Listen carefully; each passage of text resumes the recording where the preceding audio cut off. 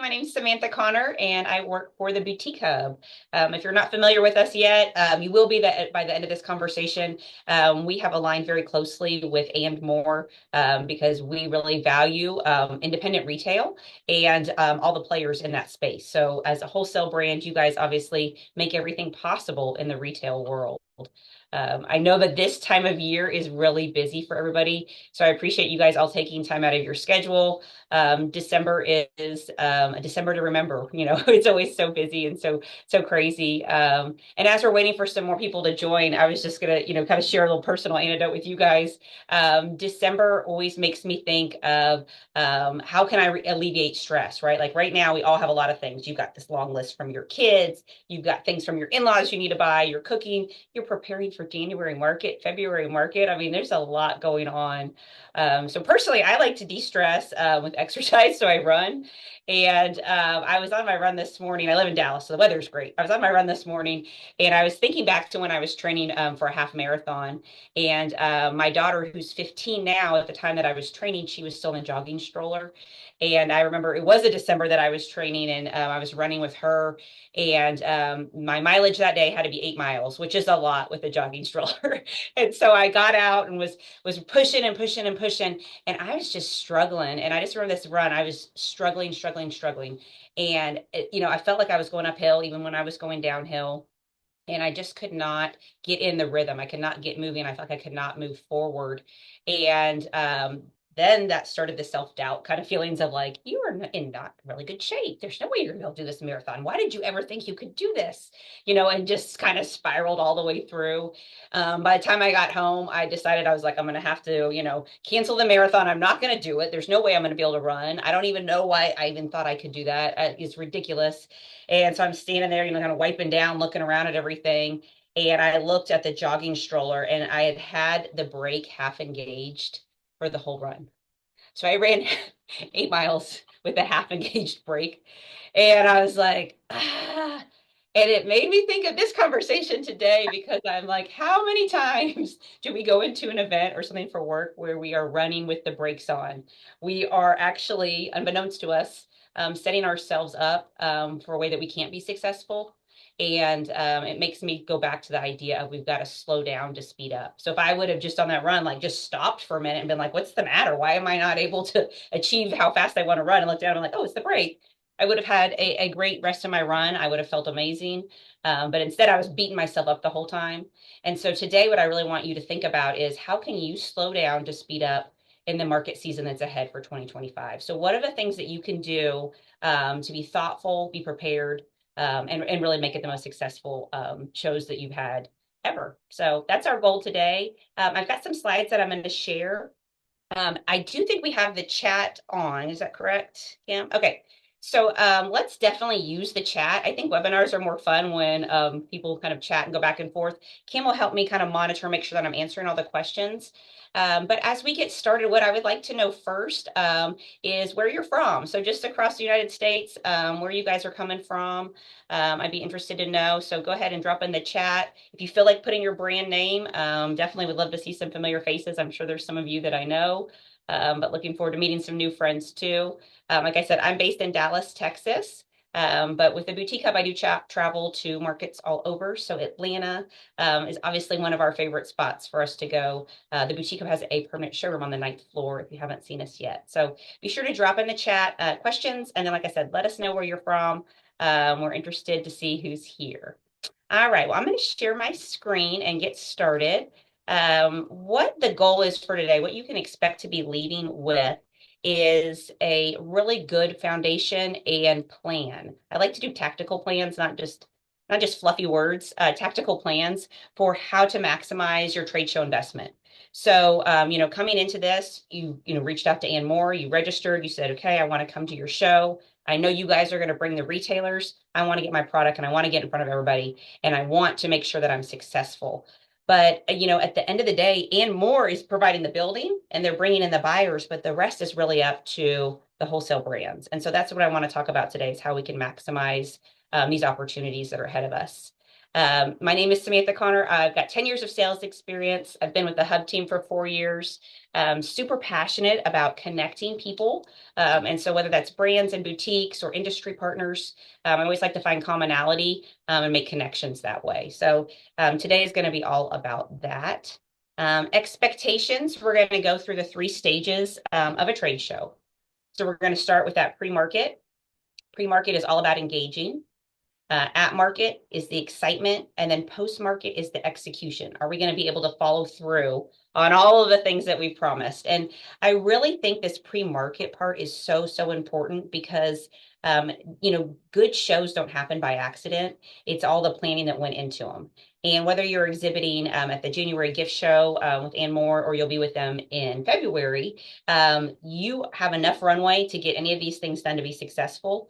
And then if you see ideas here and you're like, oh man, I wish I would have known earlier, definitely take notes, write it all down, and then you can use that again when you go back for the buying week in April. So let's get started with pre-market. I think about pre-market, like we said, we're getting ready to do something big. We've invested time and we've invested money. And so we want to make sure that we can capitalize on all of those things. So there's some different levers that you can pull to be successful. And so the first thing that we really talk about in the boutique hub, and I talk about with retailers and wholesalers, is one of the biggest things that you can be doing all the time year round is lead generation. Getting somebody's email is key because whether they're ready to buy from you right now or not, you have a connection point. I know that people will sometimes look at, what are my followers on Facebook? How many likes did I get on a post? Those things are great, but that customer then ultimately belongs to Meta. They belong to Facebook or they belong to Instagram. And you need to make sure that you have those customers where you can reach them at any time. And so that comes to the emails. So if you have a lot of emails, you've got a good database from it, amazing. That's going to help for this. If you're somebody that's like, I haven't really been collecting those, that's okay. We can get them, but we're always in the email collection mode. So whether you're doing a small event, any kind of anything, we're getting emails. And ways that you can get emails, you can ask for them. Hey, I want to send you some information. Hey, I've got a really cool discount or a price break that's going to be available just to you if I can get your email. I promise I won't spam you, that kind of thing. Also, if you have any giveaways. But if you're at the point right now where you're like, I don't think I have enough emails, here's 2 strategies I know are great ways to get emails. The first one I call brand neighbors. So when ANDMORE releases to you your trade show booth number and then kind of like the map of the floor where you're going to be, what you can do is when you look at that, you'll be able to see like, oh, I'm next to so-and-so or who's here. You kind of see who your neighbors are, who's in the neighborhood. And this works for showroom exhibitors as well. What I would do is go to their site and see who stocks their product. And the reason why that's important is if they have a customer that always buys from them and it's going to come see them at market, they're going to end up on your aisle or they're going to end up on your floor and they're going to be passing by you. And so if you already kind of have some intel about, okay, maybe I would be a good fit for this boutique, then you already know they're coming and you could probably find their email address and, invite them to come see you at the market. So I'd say look into that for sure. And if you know who your brand neighbors are too, you can collaborate with them and say, hey, we're neighbors at the show. Who do you know that's coming? I'll tell you who I know who's coming, and let's collaborate and get them over here together. Another way to generate leads before market is using an incentive list. So you could do this through social media and do maybe like a product giveaway or a knowledge giveaway. And when I say knowledge giveaway, whether you know it or not, you are an expert in your field. And so whether it's you're selling candles or you're selling apparel, you have some knowledge base that is going to be essential to a retailer. So it could be, 5 tips for selling consumables in your boutique, 6 trends that are coming for 2025. And you could share that information with them as a download once they give you their email. So that's a good way for getting emails as well. So knowledge or product giveaway. Once you have those leads, then the next thing we're going to move into is the email campaign and the cadence of those.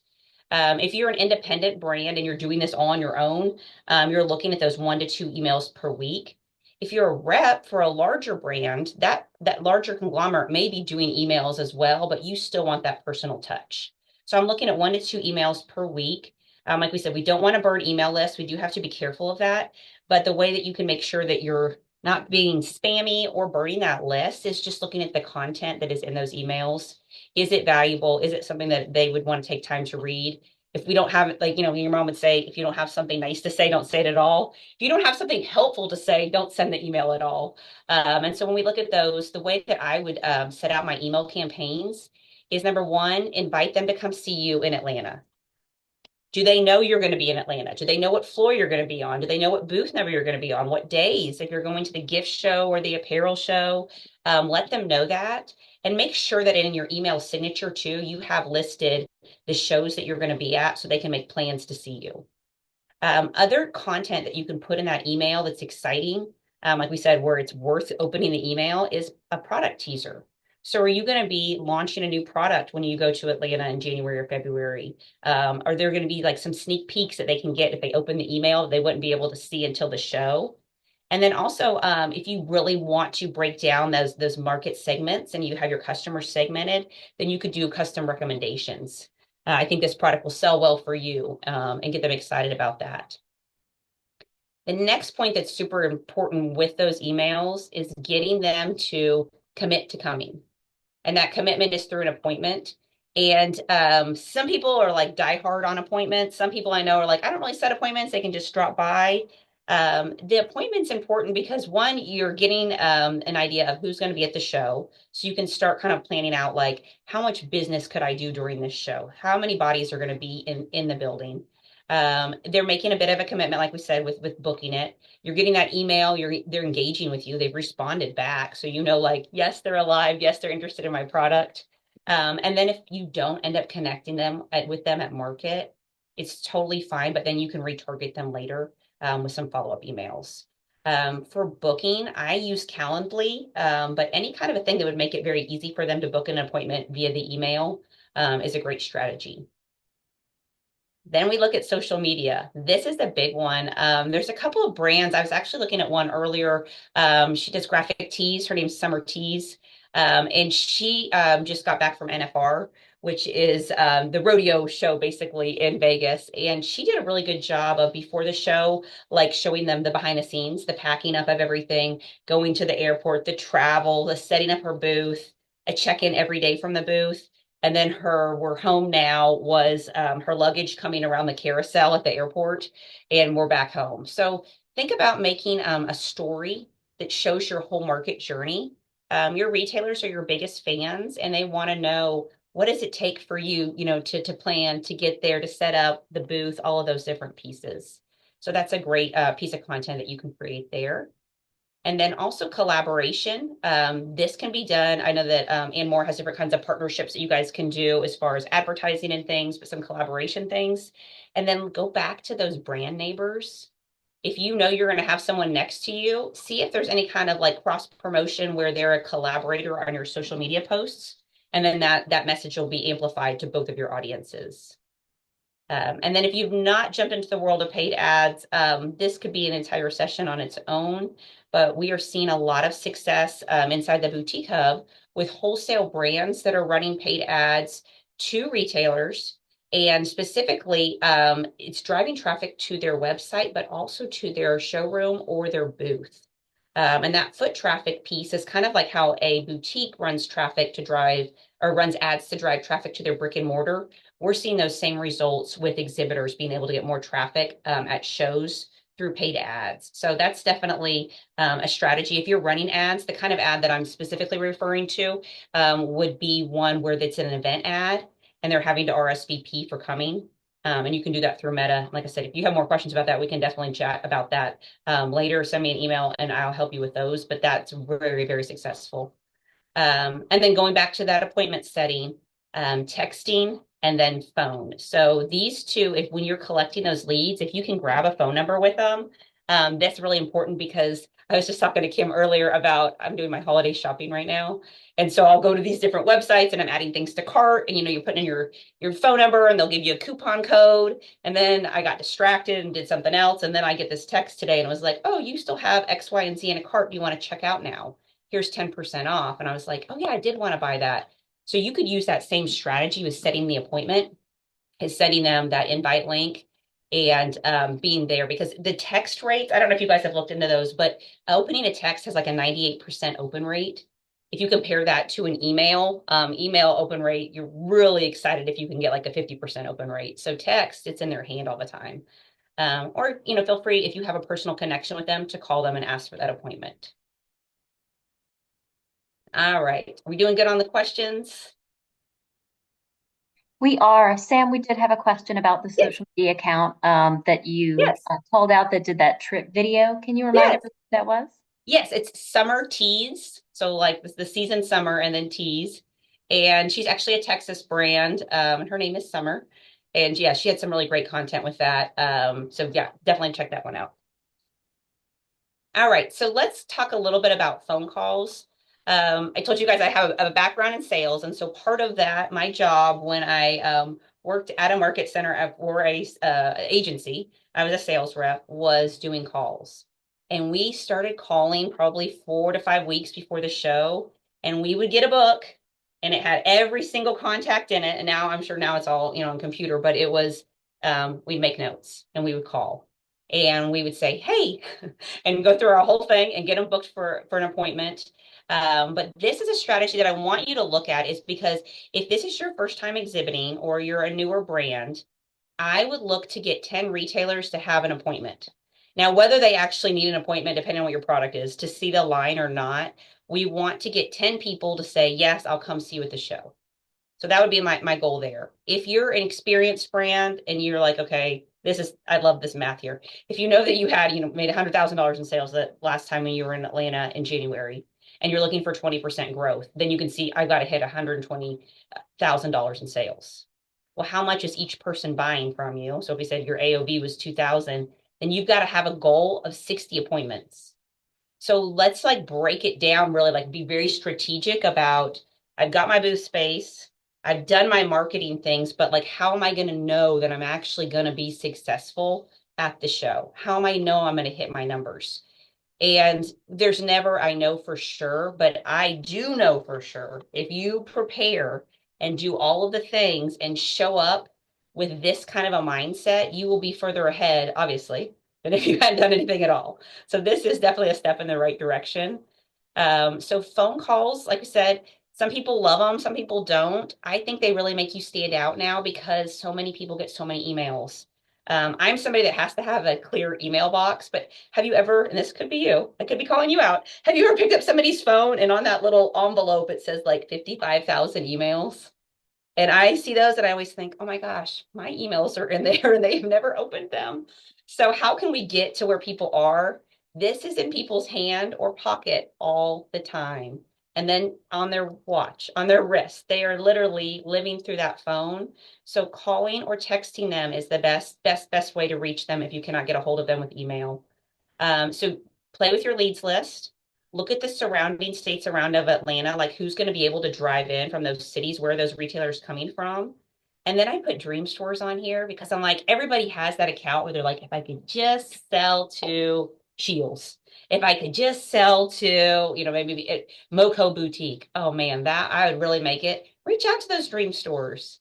They need you. They need your product. They are always looking for something new. You are their dream product. It could possibly be you are the dream product they've been looking for. So reach out to them.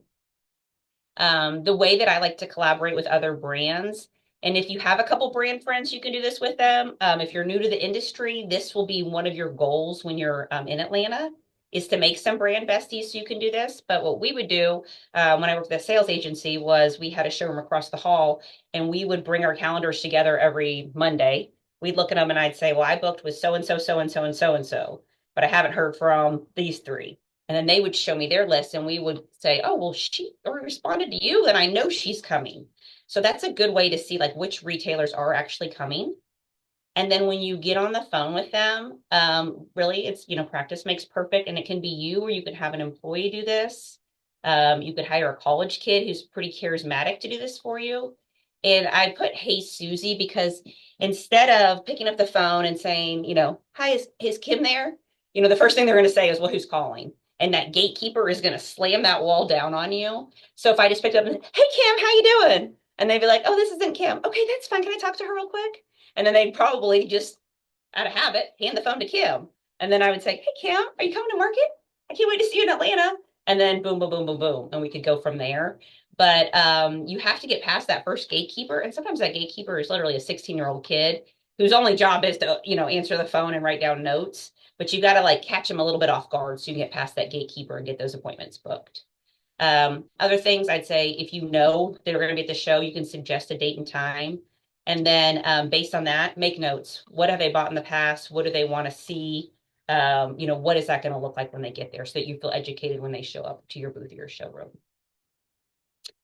All right. So we've done all this pre-work. We've gotten everybody excited about coming.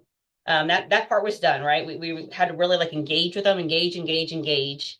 And now they're at the show, and I'm imagining building 3, right? They're walking in Atlanta, and they're looking up, and there's all these floors, and there's all these vendors, there's music, and there's lights, and all these different things. And how are you going to shine when you're at the show? You did all the pre-work. What are we going to do now to make sure that we're really making the most of that time at the show? So a few things to really focus on is identifying, is your brand identifiable? If I walk up to your booth, can I tell right away who you are and what you sell?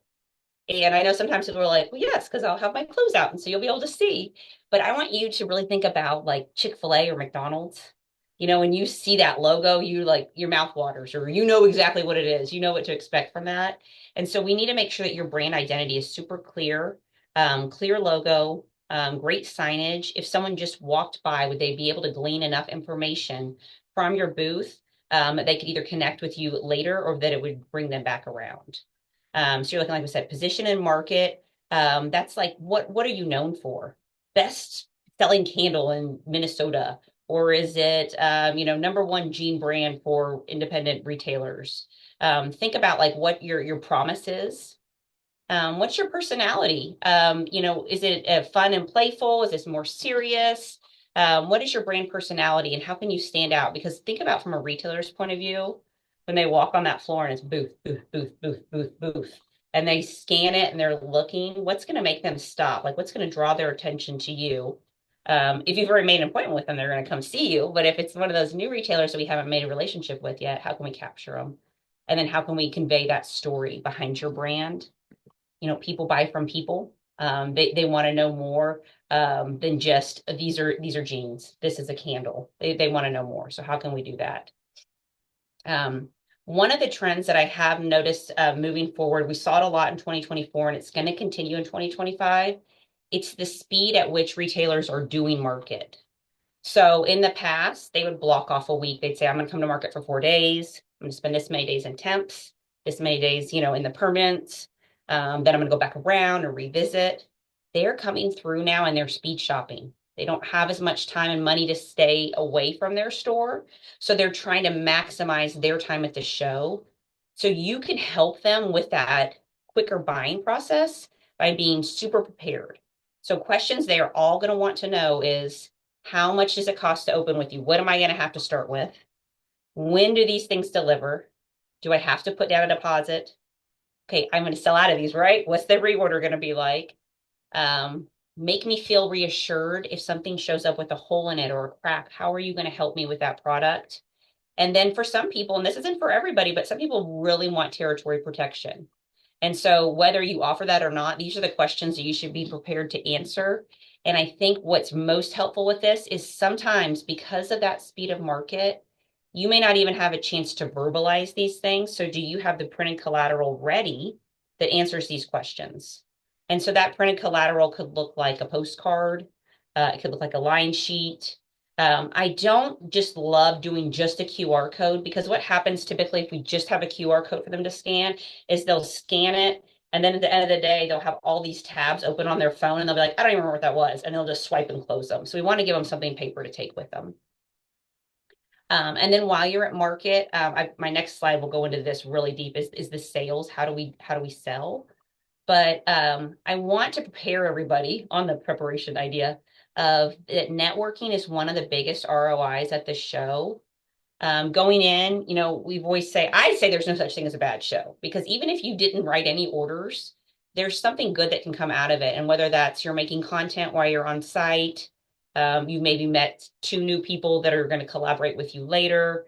You gained leads that you can follow up with. Like there's never such thing as a bad show, especially if you've done that engaging before. You got, some things that are done before. And then when you show up, even if maybe the order writing isn't what you were hoping for, you can still get an ROI by the people that you meet, and the leads that you gain that way. And don't be afraid to ask for recommendations. If you see a brand that, you guys hit it off with, of just saying, hey, I'm really passionate about my candles, or I'm really excited about my new fragrance line. Do you know of anybody that's looking for that kind of a consumable product? I want to continue to grow my territory. And, some people are really, like in the boutique hub, we always talk about community over competition. There's room for all of us to be successful. And so some people are going to be very willing to share that information with you, and then you'll reciprocate. If you run into a couple crabby apples, that's okay. That's just how the business is. But the longevity is people collaboration happens at the top, is what we always say. So people that are, headed that way, that's where the collaboration will be. All right, let's talk about sales. If you are from a sales background, you probably are familiar with the book called Spin. I do think it's worth taking time to look into yourself, but also for your team. We've been in the position before with the boutique hub of hiring temps, or hiring friends to help us work a booth or that kind of thing. Sometimes that's helpful because sometimes you need a body that can, steam or write orders and that kind of thing. But other times you're really looking for someone that knows how to sell. And what is that conversation like? If you've been to a trade show recently and you've walked down an aisle of booths and you've had people that are like, hey, hey, hey, hey, and trying to hand you stuff, that it's a little off-putting. So, what is the way that you can do sales successfully? And so for this would go back to my like running with the brake on, like let's slow down to speed up. And so that's really the conversations that we're having with people when they come up to your booth, of first learning about them. I have like kind of a repeated script, and once you get what works for you, you'll do it all the time. And yours may be a little different than mine, but it's, hey Kim, how's it going? And the first thing I do is I look for something that we have in common, because my goal is to make a fast friend. So at market, when they're wearing a badge, you already get like a head step on that, because you can see their name, where they're from. And so maybe you see the city and state they're from, and you've got a personal story or something that you can open up that with. Maybe it's a sports team. People, I mean, Kansas City, the Chiefs, you can talk about that forever. Georgia, I know the Bulldogs, you guys are going to talk about that forever, but find that commonality. If we don't have a tag, or you look at it and you're like, I've never been there, I don't know anything about that place, then it could be looking at them, physically. I like your shoes. Oh, where did you get that bag? They're carrying a, Starbucks cup. Oh my gosh, I need caffeine so bad. What's your favorite coffee drink? And just creating that friendship, just a little bit of commonality. And then I also like to, if you're in a booth or a showroom, is to offer them something. And that's that reciprocity rule, where when you give someone something, then they feel like they have to give you something in return. So if you give them, a Diet Coke, or, some water bottle or snack, then they feel like they have to give you a little bit of their time. And that's perfect, because that's all we need, right? You just like, I just need a little bit of time. So start that off, and then let's start asking some situation questions. Tell me about your business. And then, I've got a boutique in, Dallas, Texas. That's great. Is it brick and mortar? Or are you online? They'll continue with that, conversation. How long have you been in business? That keeps going. And then my next favorite question as we get into the problem is the what's working, what's not working. And this reveals so much, and it's a nice way of opening up that door. Oh, how is Christmas? What's working? Like what was really great for you guys in 2024? And that'll get the high. You'll get all, some stories from that. Some people tell you more, some people maybe not as much, but you'll get a little something from there. And then, what's not work? What's hard right now? What's hard in business right now? And that will come out too. And so that's your point at that moment, is that then that's your window. You've got to figure out, if you see their problem, how could your product, how could what you're selling be the solution? And that's all we're doing. Your products are providing solutions for retailers. And if you're, looking at your stuff and you're like, how are my socks going to solve a problem for a retailer? Well, they're going to create cash flow in their business. They're going to increase their average order value. It's going to be something they can put on their cash wrap. Like look at it from that point of view of, this is going to solve their problem. And so let's say they were talking about their biggest problem right now is they're not hitting their numbers. And so we're saying, okay, what have you tried? Well, I've had some sales that I held, and I opened up a website, but I'm really not getting a lot of sales on it. And then you could say, well, what's your best-selling product? And maybe it is, I'm gonna pick on Judy Blue because that's pops into my head. It's Judy Blue jeans. Everybody loves my Judy Blue jeans. What's your average order value? Well, it's about $50. Well, you said that you're looking to go here with your sales and you're here. What are some things that maybe we could add on? What could we add to cart? And that's where those socks or another product could come in. If you have a consumable product, that's an amazing one because the jeans, those Judy Blue jeans, those don't always fit. Sometimes the dress is too expensive, but we can have these other products that make us feel good, that kind of satisfy that need of buying. And so that's where beauty and other consumables, what they're going to fall in love with it. It's a lower price point. They can bring it in, bring someone joy to buy it. And then when it runs out, they have to come back and see you again. So these are all the kinds of different tactics that you want to have. Like basically, you want to have a toolbox of all the things and reasons why your product could solve a problem, because every retailer is going to have a little bit something different. But really asking questions and being thoughtful in response. Now, this kind of goes against what I said of they're in a hurry and they don't have time to talk. So you're going to probably be faced with both of them. If you've got someone that's in a hurry and doesn't have time to talk, what can you give them or what can you show them in that small amount of time that lets them know this is a problem solver, that this is a guaranteed product that's going to sell through, that they'll be supported by you, and that they'll have the tools they need to sell in their store. So then that implication problem is, like I said, you're going to solve the problem. And then at the end, really asking those questions of, so you think you increasing your average order value, that's really what would be the thing that would solve your cash flow issue right now. Yes. Well, my product is something that's continually added onto cart at only $10, retail or $10 wholesale. It's an easy add-on. My best stores keep it right up front on the cash wrap. And what we've seen, and then you go on to explain that, and then it becomes not just like I'm really trying to push these socks on you, is I think this is going to help your store be more successful. And this is that sales piece, like I was saying, that makes it sometimes a little tricky when we have a temp come in, or maybe like a friend working our booth or our showroom. So that's where I would look at like who are your best sellers, right? People that really can sell, and putting those in the front line. And then, there is a place for, we need people to steam. We need people to, run drinks, run orders, be a scribe. And so we can put those in those positions. All right. Something fun is marketing ideas. Once we get past we got to get to the nitty gritty, we got to make the sale. Other things that I like to talk about are how can we make your market experience really stand out? I talked a little bit earlier about how can I make my booth look great? How can I, draw their attention towards it? But what are some marketing ideas you can do at the show and tease through social media and through email to get people excited to come see you? And I've got at the end of the presentation where these ideas came from, so you guys can access more things like this. But some of the things that I really like are early access or first in line. So is that, a free gift or a sample for whoever comes to your booth, that morning, Tuesday, they're there first. Is it a gift with purchase, show exclusive and product launches? You guys can read through these other ones. Some of the things that I think are fun too is staff like dress up days. I like a theme. So if you could have a good theme that, kind of carries through, that also, makes people excited. It seems fun. For retailers, you guys know this. Sometimes this might be the only like vacation they get away from their store and their family. ANDMORE does a really good job of having all those different activations. You guys have the opening party, closing party, coffee, all those things. So they're providing that like where it makes it kind of feel like an escape to go to market. And then you can piggyback on that by making the experience in your showroom or your booth also feel fun. Something cute I saw at one of I think it was an October show.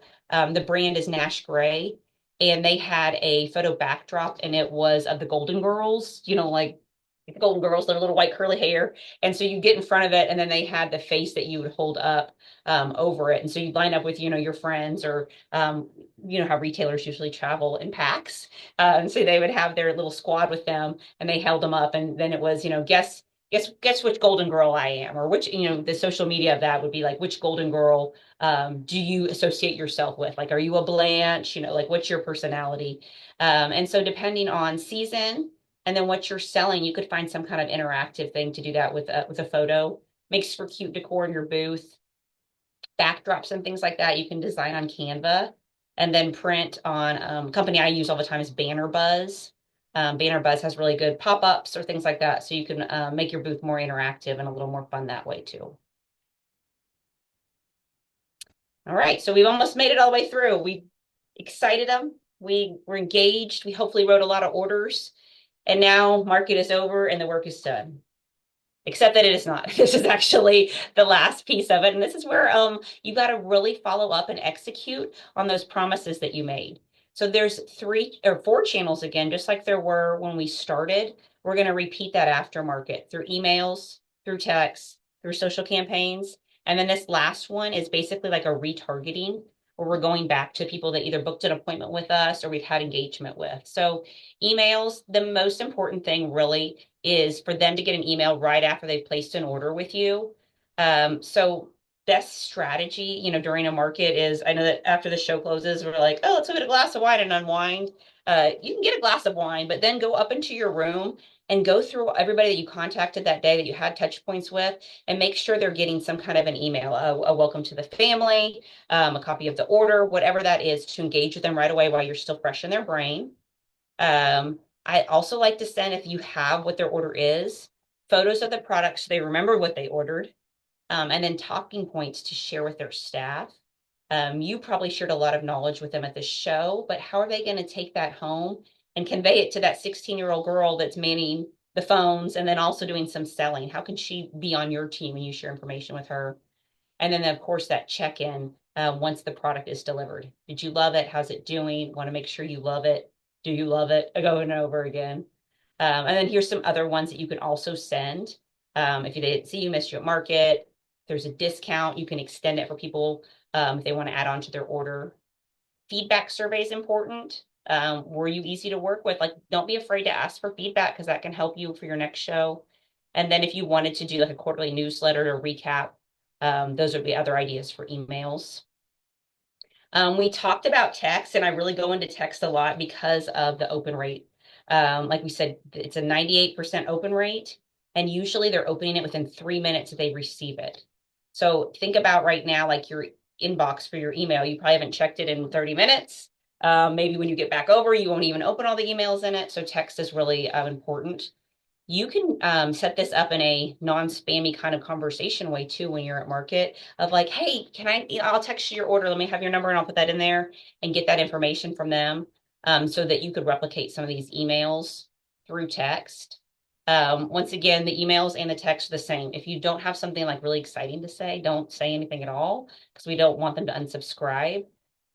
Texts do run a risk of a higher, when you type in stop, of the unsubscribe rate, but they have a higher resubscribe rate. So I'm thinking about me right now with the holidays and all those texts that I've signed up to get from these different companies. So I get Christmas presents for my 15-year-old. Some of them I'm like, please stop texting me. And I'll stop. And then when I need stuff again, I'll sign up for text again because I'll want to make sure I get those alerts. Social campaigns, this is like we talked about with summer teas, is following through.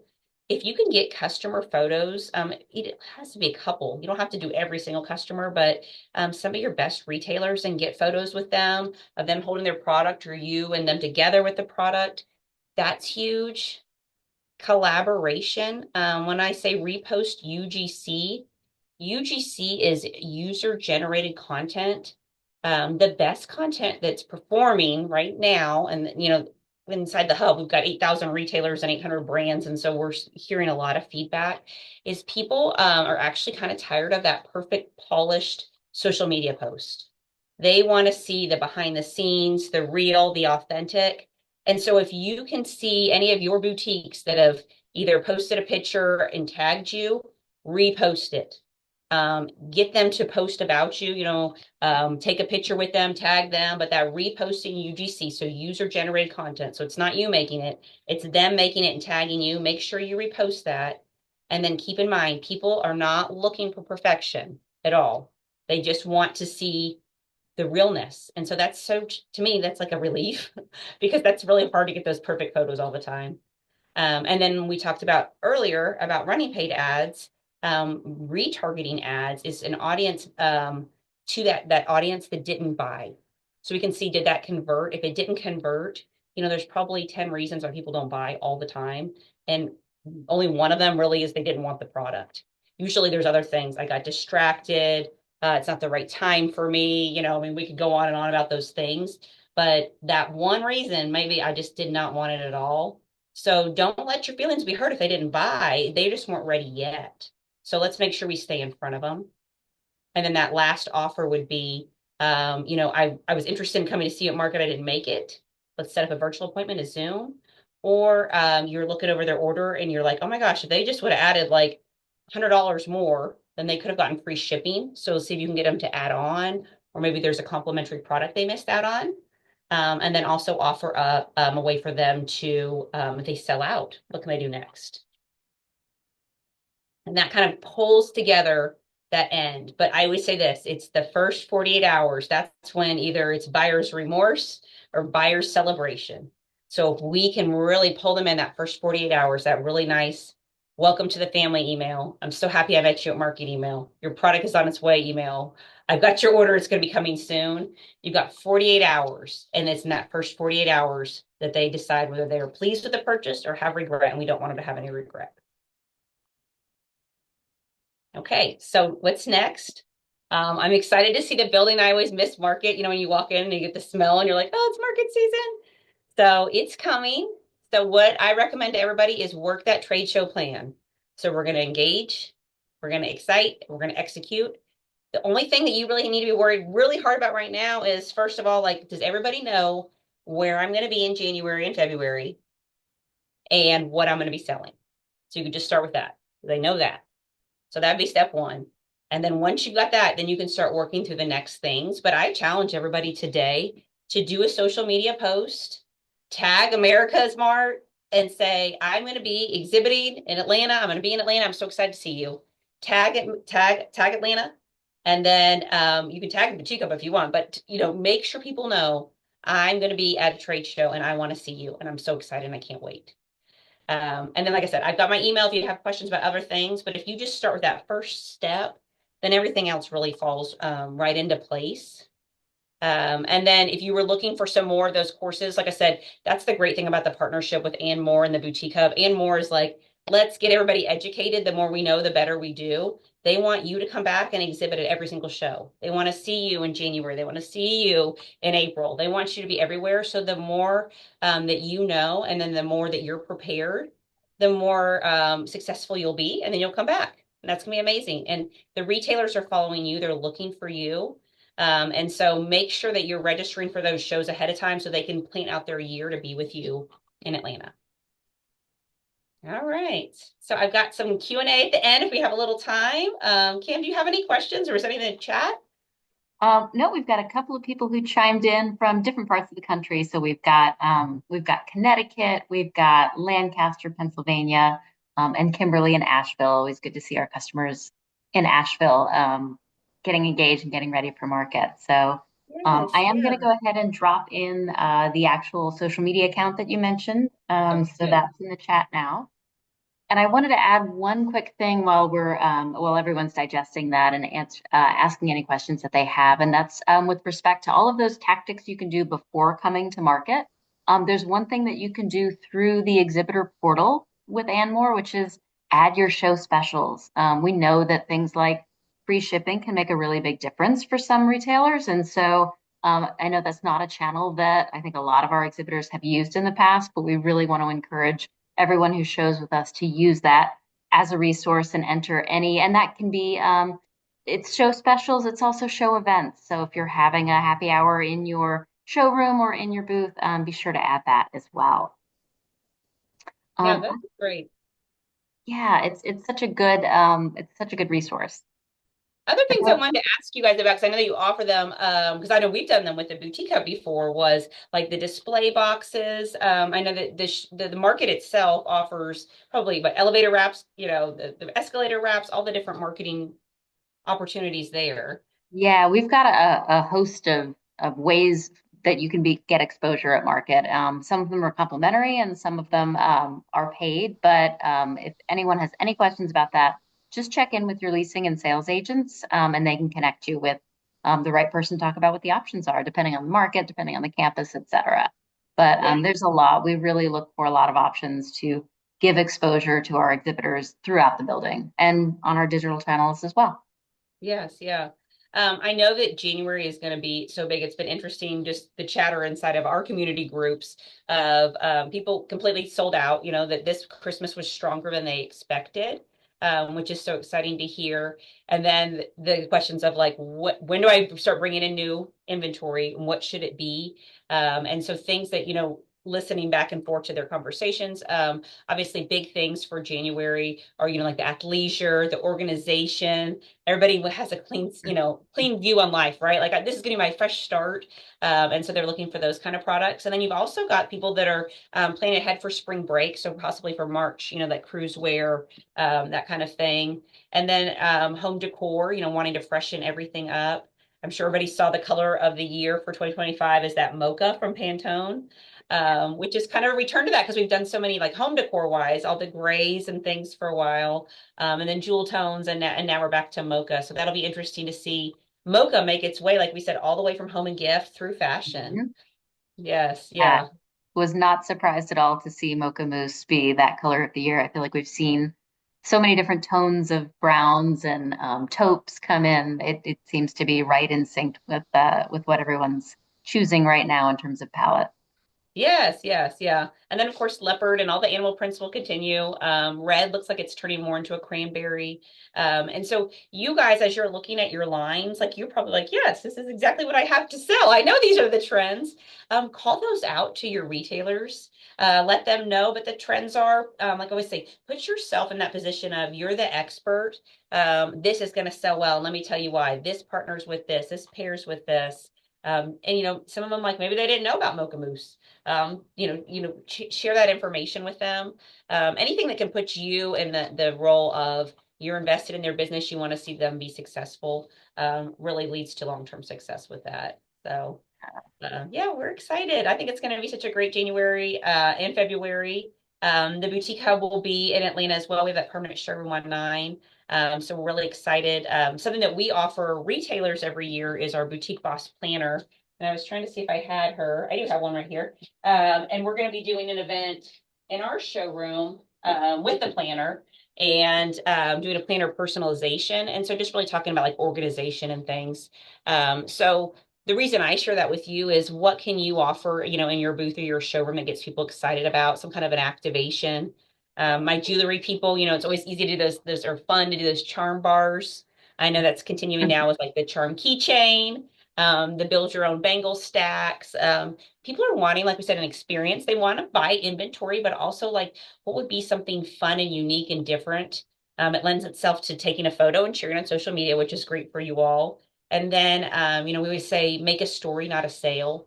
So how can you create a moment in time with them at market that where they would remember, and that would be something to go home and talk to people about. So it's going to be good. Sam, we've got a question about staffing. So we've got an Yes. exhibitor who's about to have their first show in Atlanta. What advice do you have for how to staff your booth? Yes. Okay. So do we think like quantity or like training of people? Like how many people should we have? I guess we talk Um, about both. Uh, yeah, I would yeah. assume the first question is how many people do I need and Mhm. at what level? And then, yeah, how do I get them prepared? Yes, yes. So I would say definitely if it's a like a gift product or a jewelry kind of thing, or we're not actually pulling number of SKUs, right? Like it's a smaller amount, we at the very minimum you need 2 people, right? So we can at least trade off, go to the bathroom, get food kind of thing. Ideal, I'd say minimum is 3.